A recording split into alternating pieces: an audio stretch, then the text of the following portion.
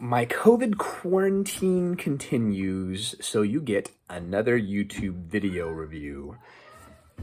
A video of reviewing videos. I was going through my wife's grandfather's closet recently, and inside the closet, I found an old trucker cap, you know, the foam caps with the mesh back. Top Gun. And Top Gun Part 2, I don't know if that's what it's officially called, was supposed to come out last year or maybe even the year before, but because of COVID, it had been delayed. And so now it's getting ready to come out in a couple of weeks, maybe even a week away. I think it says May 27th, if I'm not mistaken, over Memorial Day weekend. So I have never seen the original Top Gun. I remember as a kid going over to my grandparents and they had a VHS copy. Looked through my DVD and video archives, and lo and behold, I have a copy of it. Widescreen on DVD. And in my last video, you heard me lament about the inferior quality DVD boxes. Well, this is a 1998 DVD release, so early into the DVD game. And you can see that it has the little scene selection sheet that most new cheap copy DVDs do not have. And just overall, the boxes are built a lot better. So this one has special features, widescreen and standard version, interactive menu, and scene selection. 109 minutes long, came out the year before I was born. Jerry Bruckheimer, I believe he is the guy that has a hand in the Pirates of the Caribbean movies, which I also recently rewatched the first Pirates of the Caribbean movie with Johnny Depp, and it did not hold up for me. So yeah, they're saying the new movie is going to be an instant classic. I don't know if that's just the studios trying to pump everybody up to go see this movie. I'm going to give it a watch for the first time, tell you my thoughts on it, because I've never seen it before. Tom Cruise somehow defies time. Maybe it's his Scientology beliefs. I don't know. So we're going to do what we always do. Come right back right after this and discuss my thoughts on Top Gun.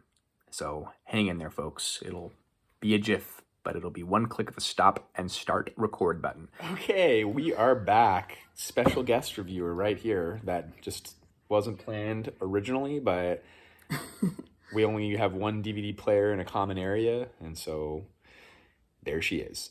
Welcome back to Corey's Video Corner, one of my earliest YouTube segments. I used to call it that because this DVD shelf is right here in a corner, and it was the easiest name that I could think of at the time.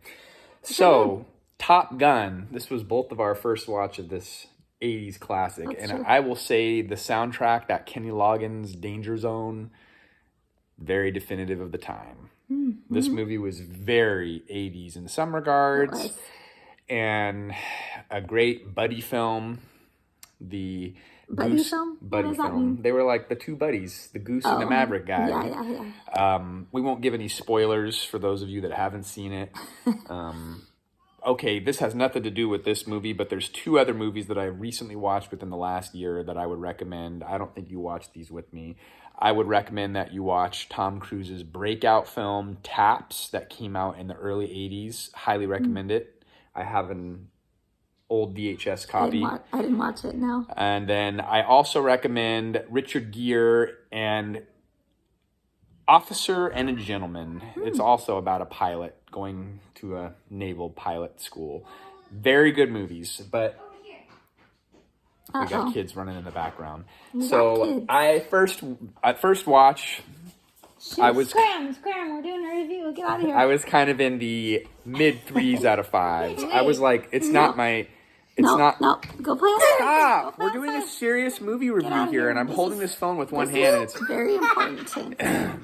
So, I would also like to mention that it's my wife's birthday tomorrow, and she'll be 37. Aww. Okay, so anyway, I was in the mid 3s, but then the more the movie went on, I'm up there 4 out of 5. It was a great movie. It is a classic. Four and a half out of 5. It wasn't. Was it my favorite movie of the '80s? No. It was almost a little like No? sappy and cheesy at sometimes. That was the best part.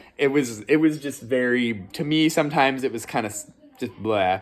The guy from Back to the Future that plays Principal Strickland had the perfect role in this movie. And the Iceman character, Val Kilmer, makes me want to watch Tombstone back to back right after watch this movie next. Yeah, I love Tombstone. And we can review that. Although I have seen it. It's been a long time. So I was 4 out of 5. 4.5 out of 5. And you were 4.5 out of 5. Yeah. It was like... It was kind of took a while to pick up pace. Sorry, I'm kind of sick right now. It took a while to like get interesting. It was like, oh, okay, it's kind of slow. And then something happens where you're like, bam, oh man, it hits you right in the heart and gives you all the feels. The movie gave me all the feels really at a certain point as well. Pretty sure I have the soundtrack for this movie on vinyl. And I'm pretty sure my parents had a cassette copy of this soundtrack growing up as a kid. It is a very definitive 80s classic. If you want to like survey 80s movies, this should be on a list of 80s movies that you watch.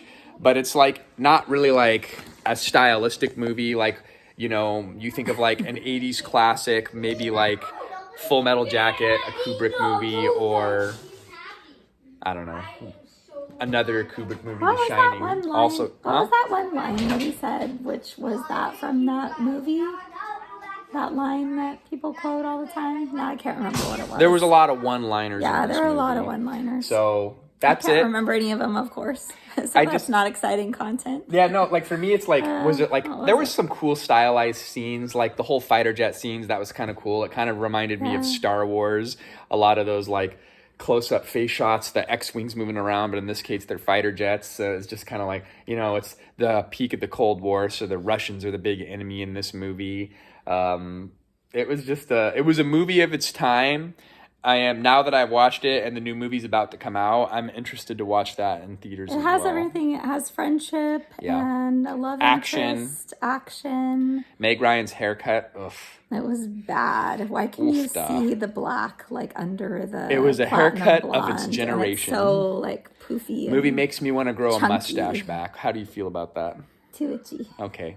Yeah. So on that note, Top Gun, check it out. Comment down below. Meg Ryan is in the movie. Tom Cruise defies age somehow, uses his witchcraft. Scientology, anyone? I make these videos mostly for people that I know. So if you're some stranger on the internet that's watching this video, I apologize. But it's not that exciting.